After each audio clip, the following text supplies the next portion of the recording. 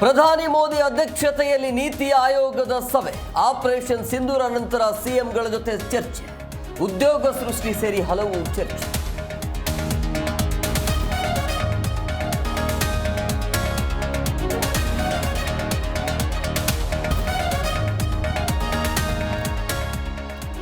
ಭಾರತದ ಗಡಿ ಪ್ರದೇಶಗಳಲ್ಲಿ ಪಾಕ್ ಗುಂಡಿನ ದಾಳಿ. ಕೆಲವೇ ಕ್ಷಣಗಳಲ್ಲಿ ಪೂಂಚಿಗೆ ರಾಹುಲ್ ಗಾಂಧಿ.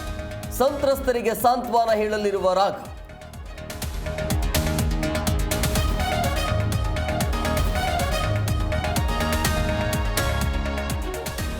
ಬೆಳಗಾವಿಯಲ್ಲಿ ಅಪ್ರಾಪ್ತ ಬಾಲಕಿಯ ಮೇಲೆ ಅತ್ಯಾಚಾರ. ಮೇಖಳಿ ಮಠದ ಕಾಮುಕ ಸ್ವಾಮೀಜಿ ಅಂದ. ಲೋಕೇಶ್ವರ ಸ್ವಾಮಿ ಮೇಲೆ ಪೋಕ್ಸೋ ಪ್ರಕರಣ.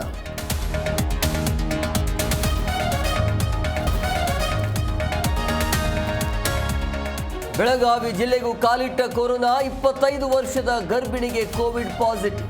ಇತ್ತ ಬೆಂಗಳೂರಿನಲ್ಲೂ ಕೊರೋನಾ ಆತಂಕ.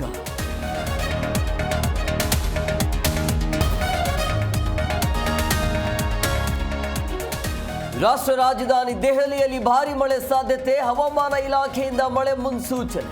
ಕರುನಾಡಿನ ಕರಾವಳಿಯ 3 ಜಿಲ್ಲೆಗೆ ರೆಡ್ ಅಲರ್ಟ್.